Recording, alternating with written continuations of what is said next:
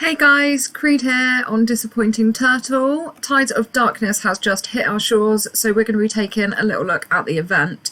We're also going to be having a look at some of the problems that we faced in 433 by having nap. So I hope you all enjoy.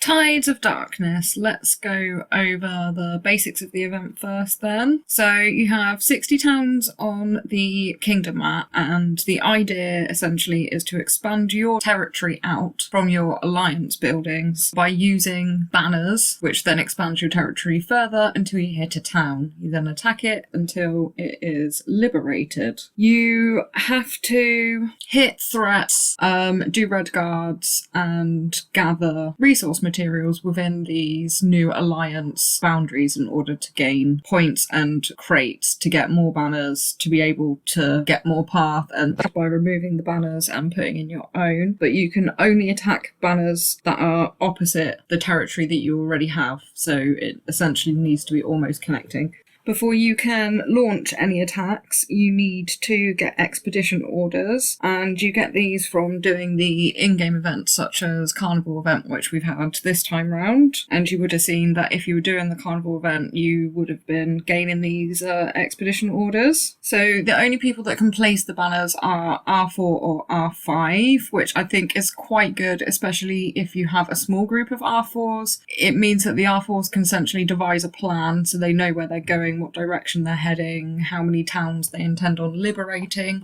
and then you have a small group of people orchestrating what everybody else is doing. That then eliminates any issues whereby you might have one person puts a banner in the east and then the next person comes along and they then put one in the west. It means that you're all working towards an equal goal. You all know where you're heading. Our way of dealing with this, I suppose, was we had one R4 who mentored everybody else, if you like, showed them where to go, and thank you very much, Gunnar, you did an absolutely excellent job. One problem that I definitely found is when you're reading GOG's instructions on how to do the Tides of Darkness, there was a mention about getting crates in the red guards, but we didn't seem to be getting any drops from those, so we actually abandoned doing them altogether. I think everybody was just hitting threats and gathering within those green lines. The threats can be hit anywhere on the map, by the way. It is just the gathering that needs to be done within the territory in order to gain those points. So you have two lots of points that you're essentially aiming towards. You have a solo supply, which has a top prize every day. So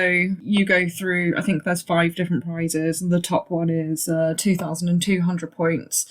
You get a couple of good things. The gold box is quite nice. And the Alliance merit rewards as well. And again, they vary based on how many points you've earned that day. And again, that bases how many different rewards you get. I think quite a nice touch in the game is that if you're hitting banners, any troops that get wounded in battle are treated like doctor's troops. So they go straight to the hospital and then anything left over goes to the sanctuary. So it's not real losses, if that makes sense.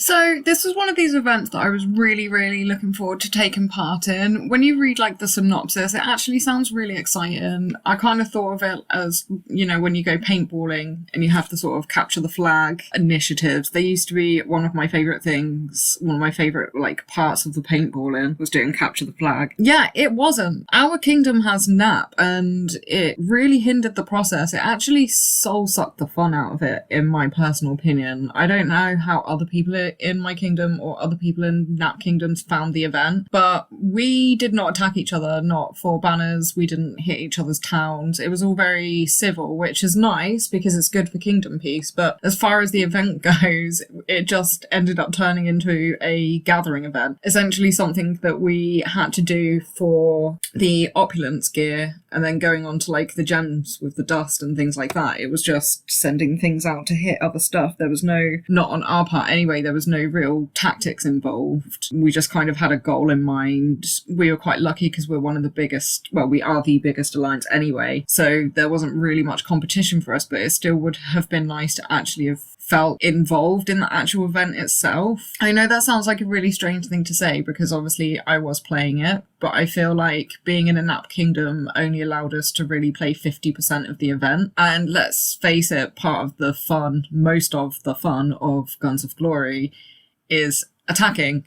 That's the point of it. It's a war game. So when you're playing a territory war event but not attacking, it kind of defeats the purpose. So I just wanted to talk about like some of the general issues and stuff anyway. I mean, because we weren't hitting banners, other people's banners, and we weren't liberating towns that they'd already liberated, some people did start to play a little bit dirty. There was definitely some alliances popping up where there weren't any before. You know, whatever. It didn't actually bother me.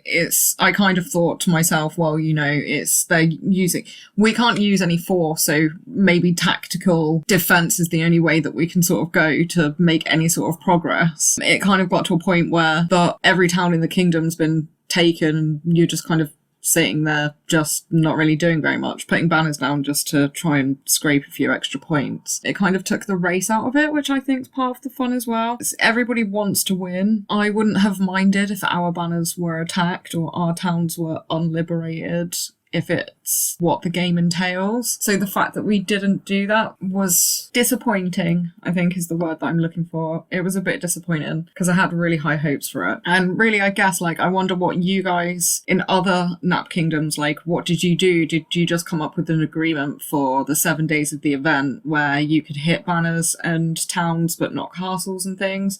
I'd be really interested what you have to say, so please comment down below. Obviously, this event's going to be coming back up. I know that 433 need to come up with a different system because otherwise this event's going to start to become like every other event where essentially we live just to look forward to KVK and everything else in between is pretty dull and boring and expected at this point. I think NAP definitely has the potential to cause conflict within the kingdom during this event because, well, I had messages from other alliances asking things like, oh, can we have these two towns underneath you, etc., etc.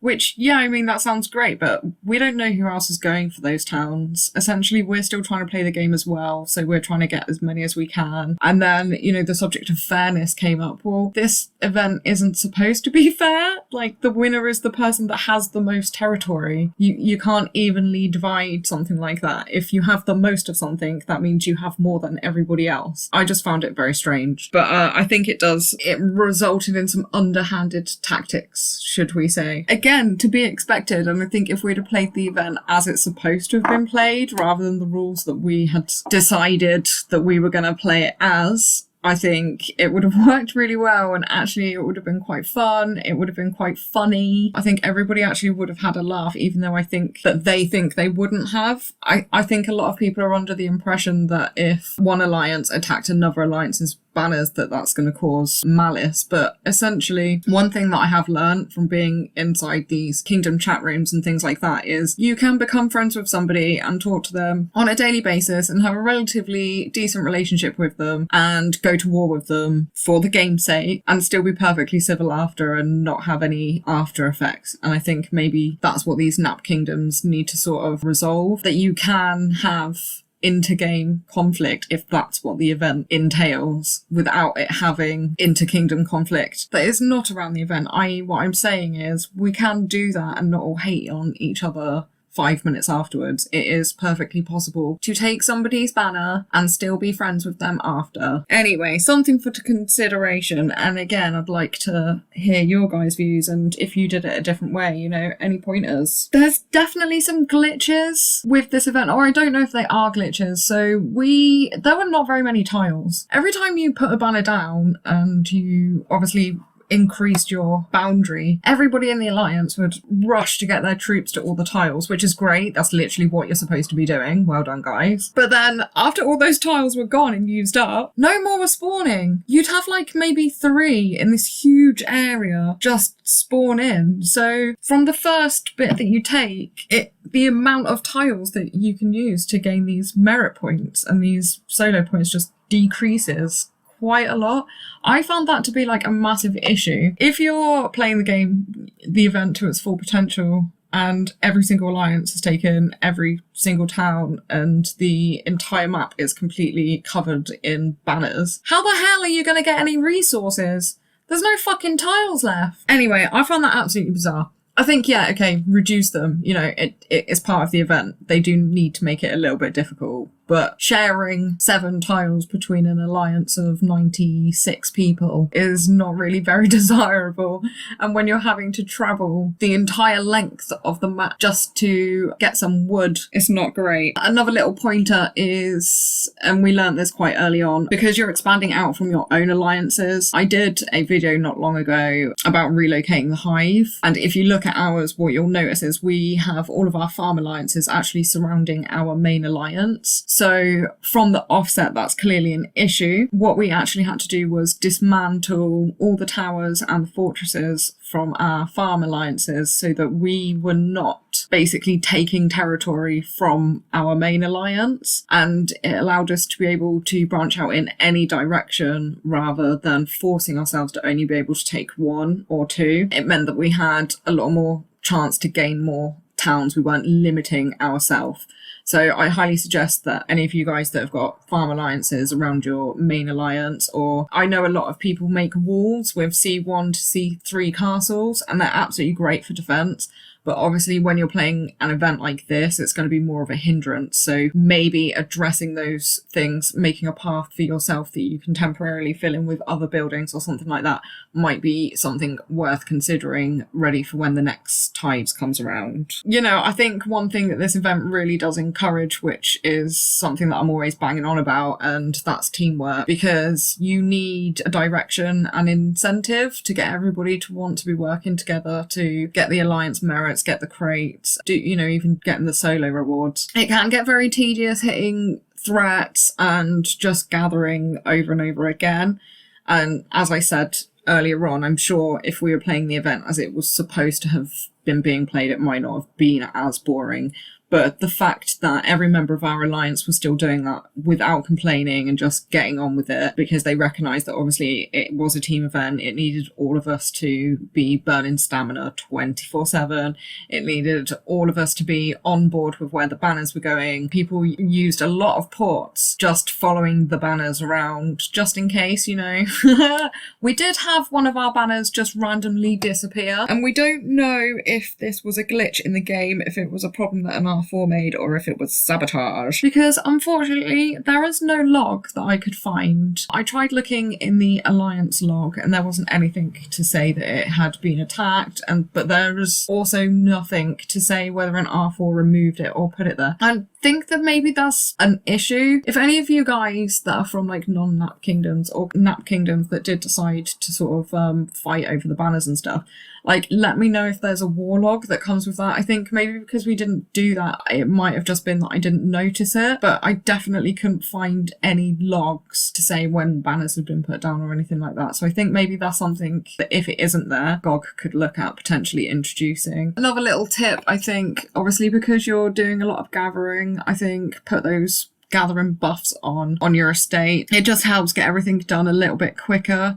If everybody does this, then you're gaining more points, more merit points, more crates a lot faster. I think most of us did this. I definitely did it across my accounts. Definitely sped the process up quite a bit, and it meant that I didn't have to wait very long for my troops to be out clearing tiles either, which freed me up to be doing other things, getting on with dailies and stuff like that, and also obviously hitting the thralls, which was quite integral. I think that's probably it, really. All in all, I guess my feedback is that if you're from a nap kingdom, maybe consider playing it how the event is supposed to be played. It's something that I'm definitely going to encourage my kingdom to do. I don't think it's something that they'll go for, but I do think it's important that you're having the full experience, otherwise it just becomes another tedious event that people don't want to take part in. It'll be a shame to see an event as new as this get ruined from the offset. I hope you guys did really good in your tides. I hope that you all enjoyed it. I know a couple of kingdoms obviously had it last month and there was some really great feedback. I was speaking to people on some of the forums before we actually entered into the tides, and they gave me a few pointers, and actually some of the things that they said were true. And I know that a couple of them also had issues with NAP as well, which is why I wanted to talk about it in this video. It only being one tides in, I guess there's not really much else to say, but I will give you an update when Tides comes around again. We will probably see if we can play it a different way, from a different angle, hopefully playing the event how it's supposed to be played and not just how we've decided we're going to play it. And then I can give you guys a really amazing video with some good fighting, maybe.